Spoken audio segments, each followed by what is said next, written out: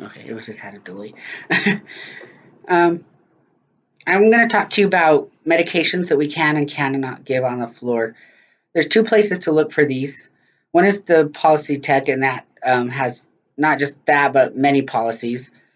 One side note on that, be very careful when typing in your username and password. If you get it wrong even once, it locks out your account and then you have to go through the password reset or call IT. So be careful. I've done that a few times. The other one is I've been keeping this through as commonly requested policies book.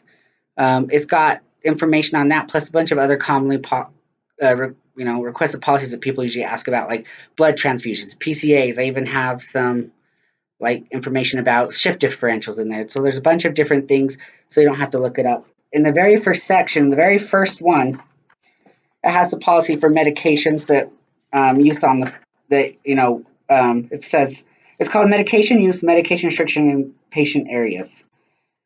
If you're not sure if a med can be given,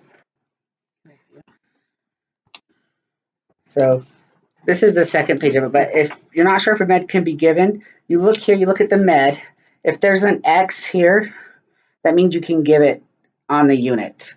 But also read sometimes there's exceptions and things that you need to be aware of, like certain dose limits, or if they need to, and it will tell you here if they need to be on cardiac monitoring.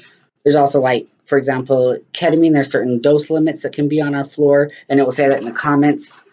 If a med is, there is some of these here that have a little star, and that just means there we can give it, but there's certain limitations listed in the table.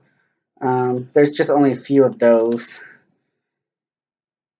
So, like, for example, like on the fentanyl says we can give it, but we can only give up to a certain dose. According to the policy, it says 50 mics.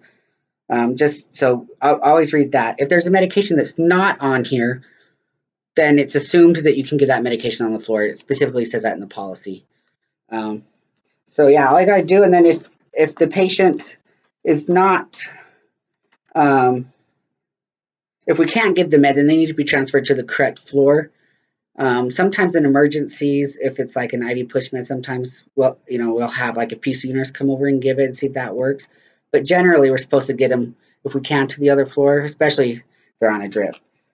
So this is, yeah, because I could go over like what we can and can't give, but it could change and that would just get really long. The best is just to look it up in here, and then if you can or can't give it and the doctor's ordered it, talk to them, see if they want to do a different med or if they want to transfer the patient. If you have any questions, go ahead and ask me or Liz or look at Policy Tech. Perfect. You hit the star.